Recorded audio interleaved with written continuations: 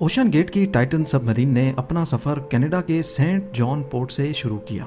जिस लोकेशन पे इसको ओशन के अंदर डाइव करना था, ये सेंट जॉन से 700 किलोमीटर दूर नॉर्थ अटलांटिक ओशन में वाक़ है और इसी पॉइंट पर ठंडे पानी के नीचे ओशन की गहराइयों में टाइटैनिक का शिप रेक भी मौजूद है। सैटरडे 17 जून 2023 को ये सफर शुरू किया गया और प्लान के मुताबिक अगले दिन संडे को सुबह 8 बजे टाइटन को पानी में उतारा जाना था। आपको यहाँ बताते चलें कि डाइव से पहले टाइटन में एक मसला नोटिस किया गया था, लेकिन उसके बावजूद भी अपनी जान दांव पर लगाकर इसको ओशन में उतार दिया गया। वो क्या मसला था और आखिर पता होने के बावजूद भी ये खतरा क्यों मोल लिया। इस सफर में टोटल 5 लोग मौजूद थे, जिसमें एक्शन एविएशन के फाउंडर हार्निश हार्डिंग भी मौजूद थे। इन्होंने जेफ बेजोस के साथ स्पेस में भी ट्रेवल किया था। दूसरे नंबर पे स्टॉकटन रश, जो ओशन गेट के सीईओ भी थे। ये अमेरिकन कंपनी ओशन टूरिज्म के लिए सबमर्सिबल्स फराहम करती है। तीसरे नंबर पे 77 साला पॉल हेनरी थे, जिन्होंने पहले भी टाइटैनिक को विजिट किया था। ये शिप रेक के एक्सपर्ट थे और इनको टाइटैनिक के बिखरे हुए पार्ट्स की काफी जानकारी थी। और आखिर में पाकिस्तानी बिजनेस टाइकून शहजादा दाऊद अपने बेटे सुलेमान के साथ इसी सबमरीन का हिस्सा थे। 17 जून को डाइव करने से पहले हार्निश हार्डिंग ने इंटरनेट पे अपना आखिरी पोस्ट किया था। उनका कहना था कि शदीद सर्द मौसम की वजह से उनकी डाइव डिले हो गई है। कल सुबह को जब थोड़े वक्त के लिए मौसम बेहतर होगा तो हम डाइव कर जाएंगे। ये 5 लोग अपना शौक पूरा करने के लिए मशहूर ज़माना टाइटैनिक का मलबा देखने जा रहे थे। 1912 में डूबने के बाद अगले कई सालों तक इसको तलाश करने की कोशिशें जारी रहीं, लेकिन अटलांटिक ओशन की हार्श कंडीशन के बायस ये काम इतना आसान नहीं था। फिर 1985 में जाकर आखिरकार ओशन फ्लोर पे आरएमएस टाइटैनिक का मलबा मिल ही गया। टाइटैनिक अपने पीछे इतने सवालात छोड़कर गई थी कि अब इनके जवाब तलाश करने का वक्त आ चुका था।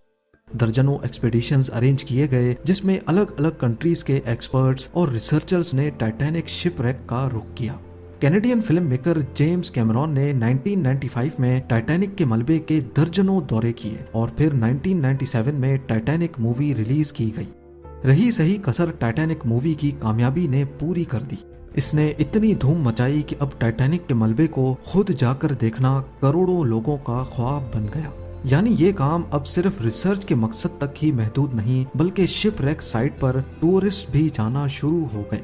कहा जाता है कि ओशन की गहराई तक जाना स्पेस में जाने से भी ज्यादा मुश्किल है और इसकी सबसे बड़ी वजह है पानी का प्रेशर। टाइटैनिक शिप रेक समंदर की सतह से 4000 मीटर यानी 4 किलोमीटर नीचे है। इस गहराई को इमेजिन करना हो तो आप बुर्ज खलीफा को देखें और समझ लें कि टाइटैनिक का मलबा समंदर में करीब 5 टाइम्स बुर्ज खलीफा की हाइट जितना नीचे है। इस गहराई में पानी का प्रेशर 5800 psi होता है। ये उतना ही प्रेशर होगा कि इंसान के पूरे जिस्म पर नहीं, बल्कि सिर्फ 1 स्क्वायर इंच के हिस्से पर एक पूरा हाथी खड़ा कर दिया जाए। तो अब आप अंदाजा लगा लें कि एक सबमरीन में कितने स्क्वायर इंच होंगे और उस पर कितना ज्यादा प्रेशर पड़ता होगा। खैर, संडे 18 जून 2023 दोपहर को 12 बजे सबमरीन का सफर स्टार्ट हुआ। नॉर्मली टाइटैनिक तक पहुंचने में 2 घंटे लगते हैं, लेकिन 1 घंटे 45 मिनटों के बाद ही मदरशिप पोलर प्रिंस, जो के ऊपर वेट कर रही थी, उनका सबमरीन से राब्ता टूट गया। अगर 2 घंटे टाइटैनिक तक पहुंचने में लगने थे तो सिर्फ 15 मिनट पहले राब्ता टूटने का मतलब है कि सबमरीन टाइटैनिक के काफी करीब पहुंच चुकी होगी। समंदर की इस गहराई में सूरज की रोशनी पहुंचना नामुमकिन है और यहाँ हर वक्त इंतहाई सख्त अंधेरा होता है। इतनी गहराई में वायरलेस सिग्नल का टूटना एक नॉर्मल बात होती है, लिहाजा पहले इस बात को ज्यादा सीरियस नहीं लिया गया। ये पूरा ट्रिप टोटल 7 घंटों का था। 12 बजे से लेकर शाम को 7 बजे इनको वापस लौटना था, लेकिन जब शाम 7 बजे तक भी टाइटन से कोई राब्ता ना हुआ और ना ही वो वापस लौटी, तो अब ऊपर खड़ी मदरशिप में मौजूद क्रू के पसीने छूटना शुरू हो गए। Canadian research vessel polar Prince ने टाइटन की तलाश शुरू कर दी। 9:40 पे उन्होंने यूएस कोस्ट गार्ड से राब्ता करके मदद तलब की। अगले दिन मंडे को यूएस और कैनेडियन शिप्स और प्लेन्स ने पूरे एरिया में एक प्रॉपर सर्च ऑपरेशन शुरू कर दिया। उन्होंने सिर्फ समंदर की सतह पर ही नहीं, बल्कि सोनार स्कैनिंग की मदद से पानी के अंदर भी अपनी तलाश जारी रखी। اس ایریا میں جو کمرشل ویسلز تھیں ان کو بھی آرڈر دے دیا گیا کہ وہ اپنی آنکھیں کھلی رکھیں۔ اگلے 2 دنوں تک یہ تلاش جاری رہی لیکن ٹائٹن کا کوئی اتا پتہ نہ چل سکا، لیکن پھر ایک امید کی کرن نظر آئی۔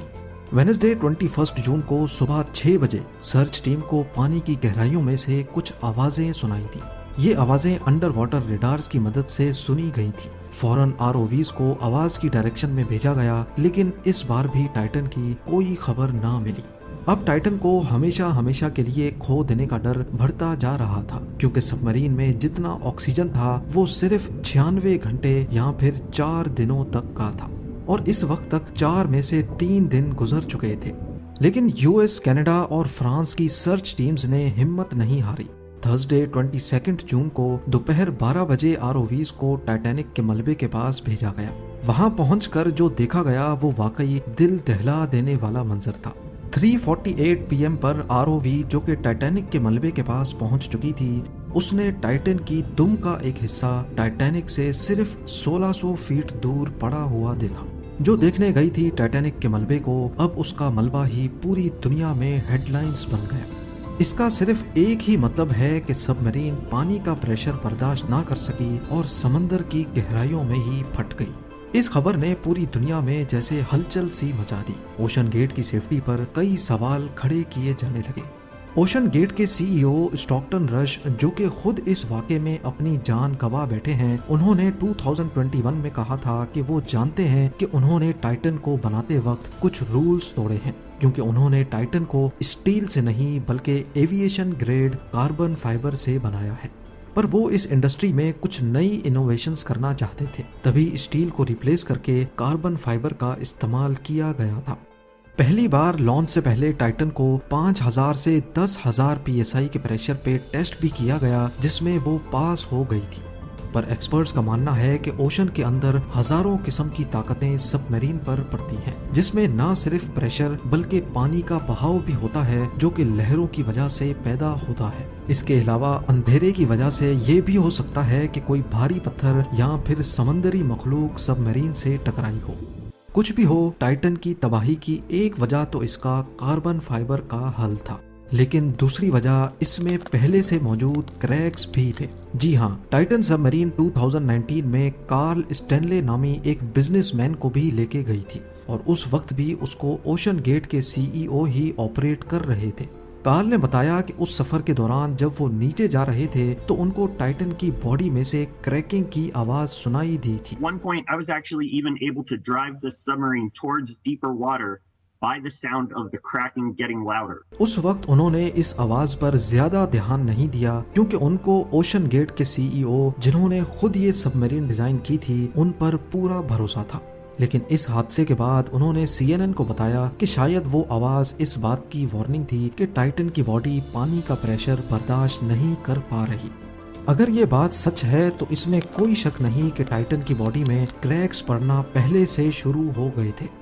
2018 میں اوشن گیٹ کے ایک ایگزیکٹو نے ٹائٹن کی کاربن فائبر باڈی کے خلاف آواز اٹھائی تھی۔ ان کا کہنا تھا کہ یہ مسئلہ سب مرین کے پھٹنے سے صرف چند ملی سیکنڈز پہلے پتہ پڑے گا، اور حقیقت میں بھی ایسا ہی ہوا۔ جس گہرائی میں ٹائٹن پھٹی ہے، ایکسپرٹس کا کہنا ہے کہ اس کو پھٹنے میں صرف 0.3 سیکنڈز لگے ہوں گے۔